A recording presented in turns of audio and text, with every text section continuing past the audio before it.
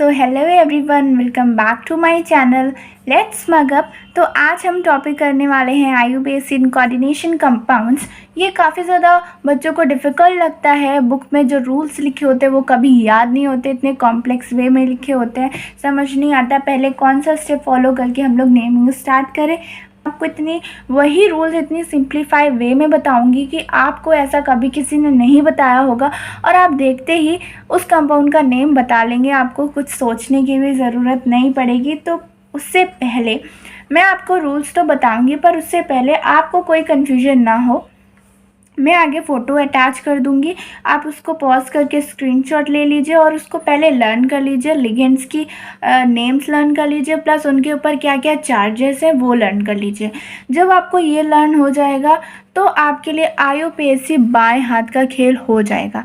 दूसरी चीज़ ये है कि आपको ऑक्सीडेशन नंबर निकालना आना चाहिए। अगर वो निकालना नहीं आएगा तो आप oxidation number central metal atom की नहीं लिख पाओगे। तो उसका भी लेक्चर मैंने बना रखा है, तो आप वो देख सकते हैं। ठीक है, मैं आपको आई बटन में दे दूँगी।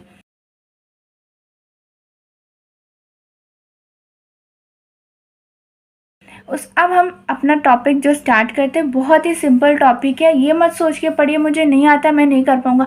मुझे भी एक समय पे नहीं आता था, बहुत डिफ़िकल्ट लगता था, बट अब मुझे आता है तो आपको भी आ ही जाएगा। ठीक है, हम सब ह्यूमन्स ही तो हैं, कोई मशीन तो नहीं है, कोई हमारे ब्रेन में कुछ ऐसा तो अटैच नहीं है। तो सीखेंगे तो आ जाएगा। फर्स्ट हमारा जो रूल है, देखिए कोऑर्डिनेशन कंपाउंड को हम जानते हैं कि वो कैसा होता है। उसका हम एग्जाम्पल लेते हैं, जैसे कि अगर हमारा यहाँ पर Fe3CN6 है, ठीक है, तो इसमें हमें क्या देखने को मिल रहा है कि हमारा स्फेयर और ये सिंपल है। ठीक है, ये चीज़ हमें देखने को मिली। यहाँ पर हमें क्या देखने को मिल रहा है, COH2O6Cl3। As we all know, जैसे कि हम अगर NaCl को लिखते हैं तो ये हमारा कैटायनिक पार्ट होता है, मतलब पॉजिटिव, और ये हमारा एनायनिक पार्ट होता है, मतलब निगेटिव पार्ट। तो हम कोऑर्डिनेशन कंपाउंड्स में भी सेम यही चीज़ करते हैं। पहले हमारा पॉजिटिव पार्ट रहता है, देन निगेटिव, इधर भी कैटायनिक है और इधर एनायनिक है। हमें ये चीज़ देखने, पहला हमारा रूल क्या आता है कि हमारा जो कैटायनिक पार्ट है वो सिंपल है। कैसा है? सिंपल कैटायन है। और ये वाला पार्ट हमारा कॉम्प्लेक्स एनायन है। कॉम्प्लेक्स कैसे? जहाँ पर भी ब्रैकेट के अंदर चीज़ें होंगी वो चीज़ हमारा कॉम्प्लेक्स के अंदर आएगा। अगर वो इधर साइड एनायन की तरफ आता है तो वो कॉम्प्लेक्स एनायन हो गया।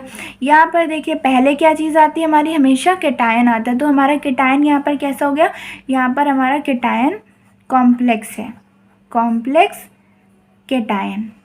और यहाँ पर हमारा एनायन है, तो एनायन में फेयर में तो है नहीं, तो ये हमारा कैसा हो गया है, सिंपल एनायन।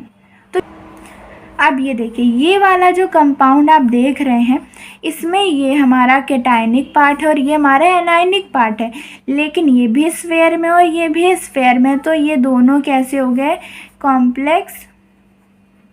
ठीक है, तो ये हमारा कॉम्प्लेक्स कैटायन होगा और ये हमारा कॉम्प्लेक्स एनायन हो गया। तो हमें ये चीज़ समझ में आ गई। सबसे पहले हम लोग नेमिंग हमेशा कैटायन से स्टार्ट करते हैं। हमेशा हम लोग नेमिंग किससे स्टार्ट करते हैं, कैटायन से, चाहे वो सिंपल हो या चाहे वो कॉम्प्लेक्स हो। तो सबसे पहले हम लोग देखते हैं, पहले हम लोग कैटायन का नेम रखेंगे, बाद में एनायन का। ठीक है, अब देखिए अगर हमारा इस केस को अगर हम लेके चलेंगे, ठीक है, हम लोग पहले केस को लेके चलेंगे, केस 1। सिंपल कैटायन की जब नेमिंग करेंगे हम लोग सिंपली उसका नेम लिखेंगे एज इट इज़, और कोई भी क्वांटिटी मेंशन नहीं करेंगे। जैसे मैं इसका शुरू करूं तो मैं यहाँ पर सिर्फ पोटेशियम लिखूंगी, और ये जो 3 लिखा है या मैं ट्राई पोटेशियम वगैरह नहीं लिखूंगी, सिर्फ यहाँ पर हमें पोटेशियम लिखना है। ठीक है, इसका उसके बाद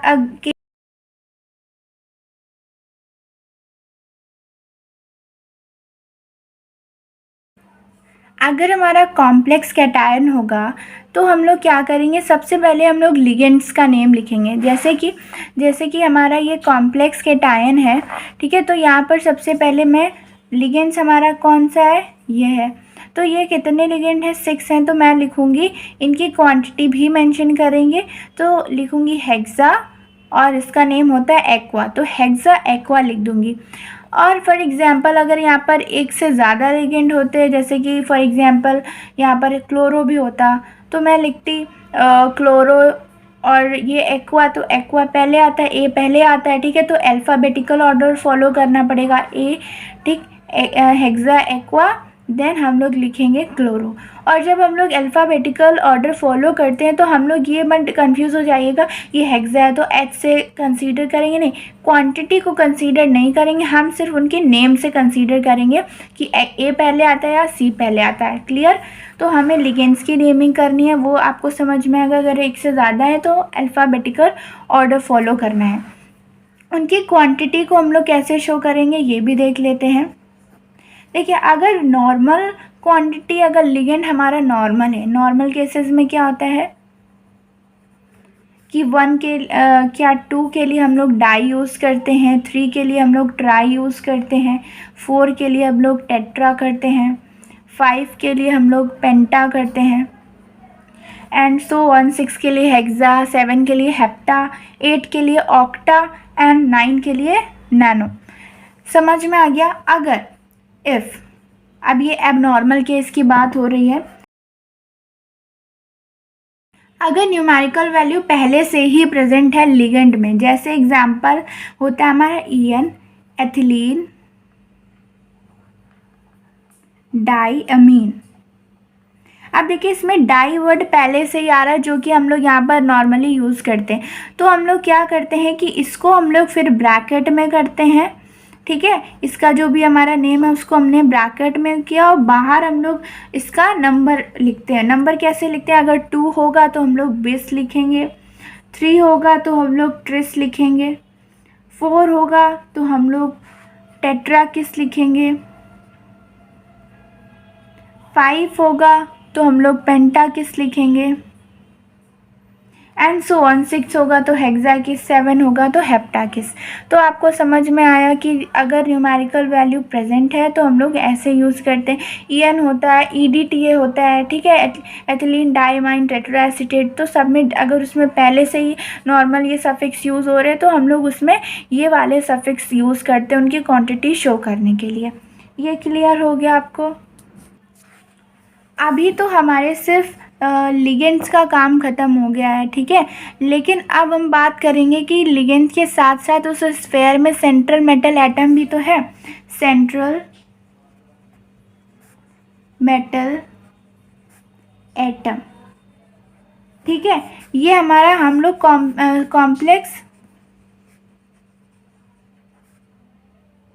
कॉम्प्लेक्स केटायन की बात कर रहे हैं, ठीक है, कॉम्प्लेक्स केटायन की बात करें तो मेटल का नेम हम लोग कैसे लिखते हैं? जैसे कि एग्जाम्पल यहाँ पर Fe हो और यहाँ पर H2O6 लिखा है और बाहर Cl3 लिखा है, ठीक है। तो ये हमारा है, ये कॉम्प्लेक्स केटायन है। हमने इसकी नेमिंग तो कर ली लिगेंड की। अब बचा हमारा सेंट्रल मेटल एटम, मेनली हमेशा ये 3D ब्लॉक से ही होता है। तो ये हम नॉर्मली इसका नेम क्या लिखेंगे? आयरन लिखेंगे। क्या लिखेंगे? जैसा इसका नेम है वही लिखेंगे। कोबाल्ट होता है कोबाल्ट लिखते हैं, क्रोमियम होता है क्रोमियम लिखते हैं। कैटायन के केस में, किसमें? कैटायन के केस में, इसको मार्क कर लीजिए, कैटायन के केस में नॉर्मली लिखेंगे, ठीक है। साथ में हम इनके आगे क्या लिखते हैं? इनका ऑक्सीडेशन नंबर, इनका ऑक्सीडेशन नंबर। ऑक्सीडेशन नंबर कैसे निकालते हैं मैं आपको एग्जाम्पल दे देती हूँ। जैसे कि Fe का निकालना है तो X लिख दिया, इसका लेट कर लिया। H2O के ऊपर चार्ज होता है, तभी मैंने बोला चार्ज याद कर लीजिए। चार्ज H2O के ऊपर होता है 0 मल्टीप्लाइड बाई 6 है ना, इसलिए इज प्लस Cl कितने हैं? 3 हैं, तो Cl के ऊपर -1 चार्ज होता है और 3 से मल्टीप्लाई कराएंगे, बाहर कोई भी इस पर चार्ज नहीं है तो 0। देन X प्लस ये तो 0 ही हो जाएगा और ये हमारा हो जाएगा -3, ये हो जाएगा -3 इक्वल टू 0। तो x इज इक्वल टू +3। तो हमारा इस पे कितना चार्ज आया? +3। हमेशा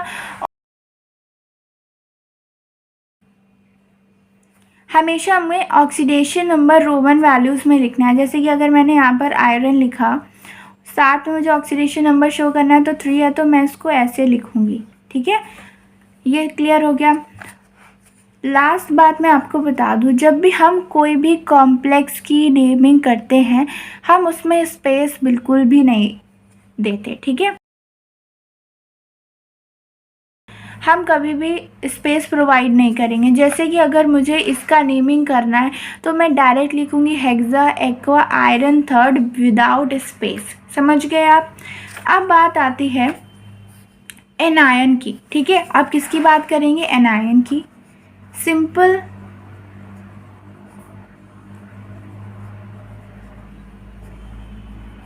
अगर हमारा केस सेकेंड है, अगर हमारा सिंपल एनायन होगा, कैसी बात करें? सिंपल एनायन की बात करें तो हम उसका नेम एज इट इज़ लिख देंगे। ठीक है, अगर हमारा एनायन सिंपल होगा, जैसे कि यहाँ पर Cl3 है तो हम लोग इसको एज इट इज़ लिख देंगे कि इसका क्लोराइड। ठीक है, क्या लिख देंगे? क्लोराइड। बट हम यहाँ पर भी क्वांटिटी मेंशन नहीं करेंगे।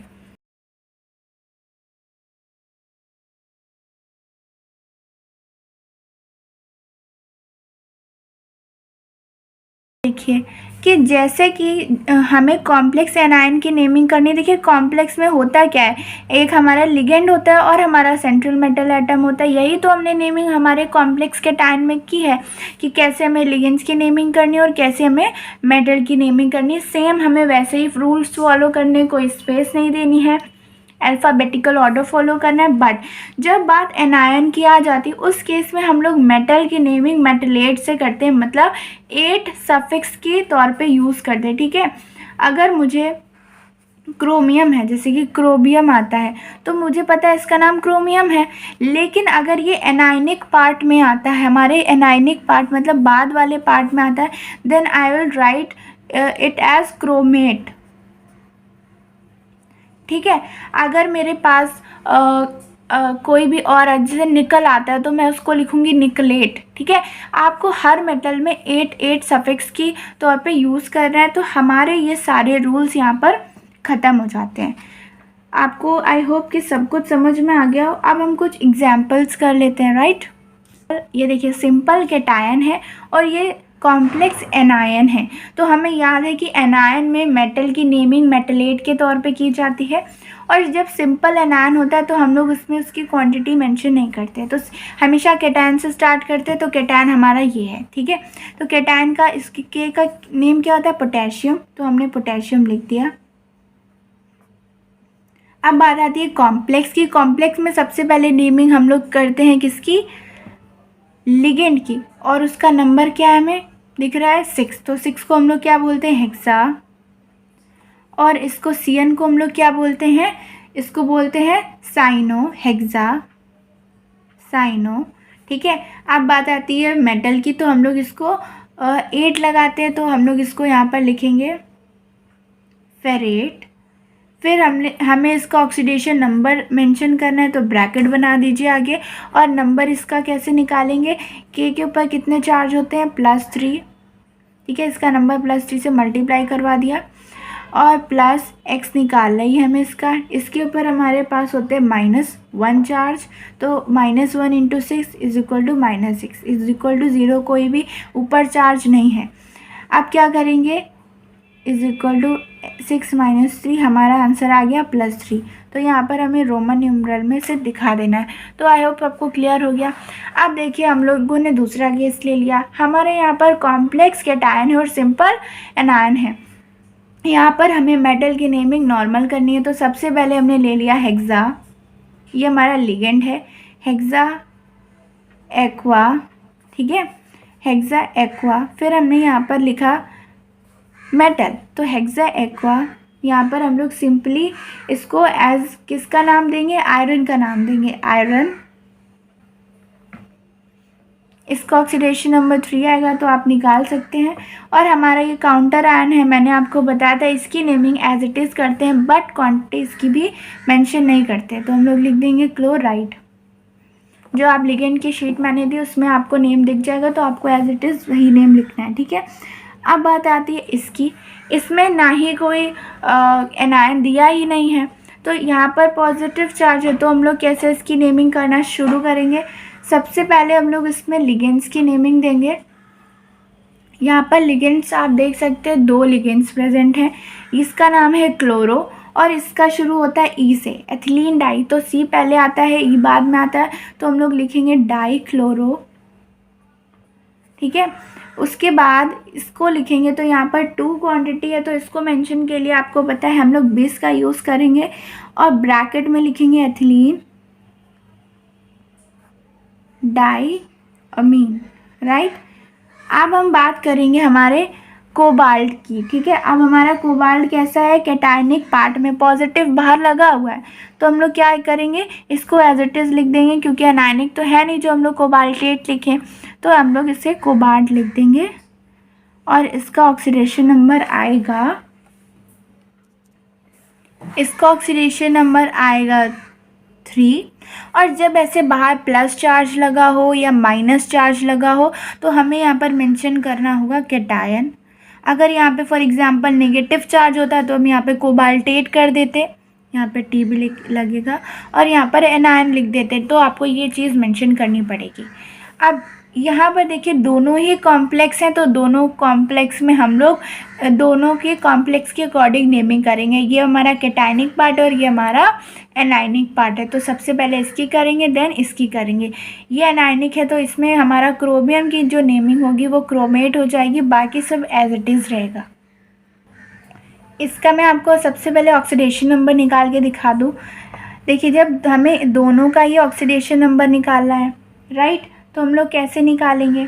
यहाँ पर मैंने x लेट कर लिया, उसके बाद ये NH3 पर 0 चार्ज होता है 0.6, प्लस मैंने यहाँ पर क्रोमियम है तो यहाँ पर भी x लेट कर लिया, यहाँ पर 6 है और CN पे होता है -1 चार्ज, 6 मल्टीप्लाई कर दो इज इक्वल टू 0, कोई भी कॉम्प्लेक्स के ऊपर चार्ज नहीं है।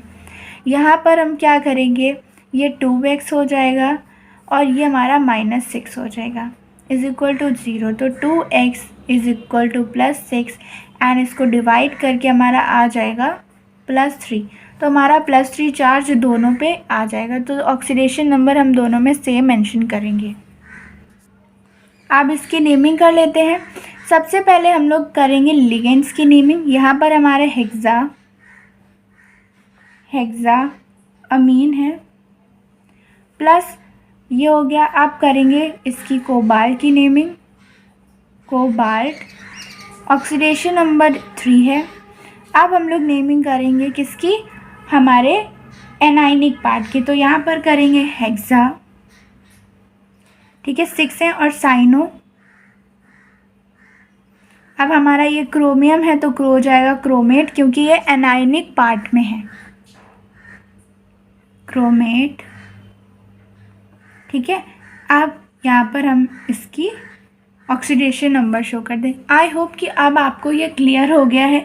अगर अभी भी आपको कुछ डाउट्स आ रहे हैं तो आप कमेंट सेक्शन में पूछ सकते हैं। स्क्रीनशॉट ले लीजिए, अपने नोट्स खुद बना लीजिए, सारे एग्जाम्पल नोट डाउन कर लीजिए और फिर प्रैक्टिस करिए, आपको आ ही जाएगा। इसलिए thank you very much. Like, subscribe and share.